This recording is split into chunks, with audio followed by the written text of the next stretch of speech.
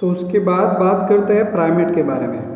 Primate की जो 2 तरह के होते हैं उसके बारे में हम आगे पढ़ने वाले हैं कि उनके अंदर जनन के लिए क्या पद्धति है।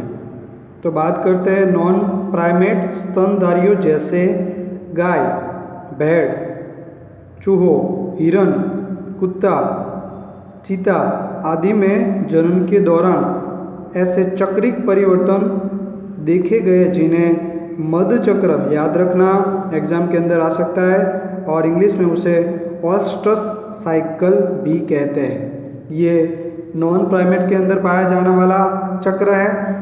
जबकि प्राइमेट यानी कि हमारी बात करें जिसमें बंदर, एप्स और मनुष्य में यह ऋतुस्राव चक्र यानी कि पीरियड साइकिल जो बोला जाता है वो जो 5 दिन की होती है, इसके बारे में यहाँ पे दिया गया है। तो एग्ज़ाम के अंदर नॉन प्राइमेट्स के एग्जाम्पल या तो मध चक्र या प्राइमेट्स के एग्जाम्पल और ऋतुस्राव चक्र किस में पाया जाता है वो आपको आ सकता है। एप्स जो है वो बंदर के पहले की अवस्था है।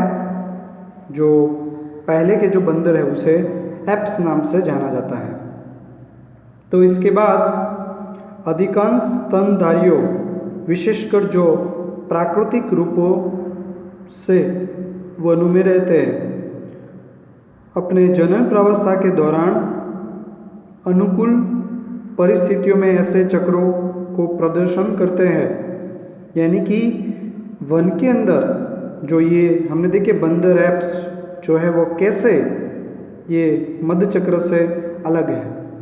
इसी कारण इन्हें ऋतुनिष्ठ अथवा मौसमी प्रजनक कहते हैं। याद रखना, ऋतुनिष्ठ अथवा मौसमी प्रजनक एग्जाम में भी आ सकता है, ये ध्यान रखना। अधिकांश स्तनधारी अपने पूर्ण जनन काल में जनन के लिए सक्रिय होते हैं, इसी कारण इन्हें सतत प्रजनक कहते हैं। ये भी समझने जैसा है कि स्तनधारी जो है अपने पूर्ण जनन काल में ही जनन के लिए क्या होते हैं, सक्रिय, यानी कि उनकी भी एक अवधि है, उसी के बाद वो जनन में जा सकते हैं। तो ये भी नोट कर लेना, सतत प्रजनक। ये जो अभी आगे हमने देखा वो सभी डेफिनेशन के अंदर आ सकते हैं एग्जाम के अंदर, तो वो ध्यान रखना। इस तथ्य से सभी परिचित है कि हम सभी आयु में बढ़ते हैं। यदि हम लंबी आयु तक जीवित रहे, परंतु वृद्ध होने का क्या अर्थ है? हम सबको पता है कि हम जब जन्म लेते हैं उसी दिन से हमारी मृत्यु भी तय हो जाती है, यानी कि मृत्यु की अवधि जो है वो भी डिसाइड हो जाती है। तो वो कैसे होता है, और एक बार मृत्यु हो गई फिर क्या होगा? तो आगे देखें। प्रजनन आयु की समाप्ति को जीर्णता या वृद्धावस्था के मापदंड के रूप में माना जा सकता है। तो ये सबसे इम्पोर्टेंट है कि जो भी जीव, जब हम हमारी बात करते हैं तो प्रजनन की जो आयु है वो समाप्त हो गई, मतलब कि हम जीर्णता या तो वृद्धावस्था में चले गए।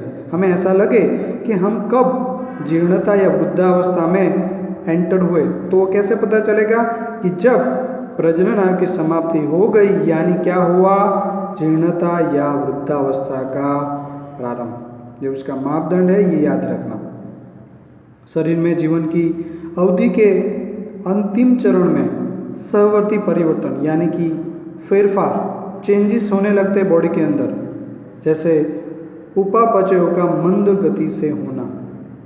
यानी उसके सिवाय जो मैं बात करूँ तो बॉडी के अंदर जो हमारे सेल जो है वो धीरे धीरे उसके अंदर प्रॉब्लम होते हैं। बॉडी के अंदर कई अंगों में जो रक्तवाहिनियाँ हैं वो कभी कभी ब्लॉक हो जाती है। ऐसे कई सारे उसकी वजह से डिसीज होने लगते हैं जो वृद्धावस्था के अंदर ही हमें मिलते हैं।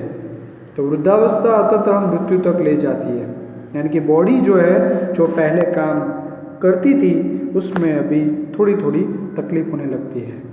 पादप तथा प्राणियों दोनों में ही तीनों प्रावस्थाओं के बीच संक्रमण के लिए हार्मोन उत्तरदायी पाए गए हैं। याद रखना कि ये जो प्लांट और एनिमल है ये जो 3 प्रावस्था जो हम आगे पढ़ने वाले हैं, हॉर्मोन्स तथा कुछ विशेष पर्यावरणीय कारकों के बीच परस्पर क्रियाएं जीवों की जनन क्रियाओं तथा व्यावहारिक अभिव्यक्तियों को नियंत्रित करती है।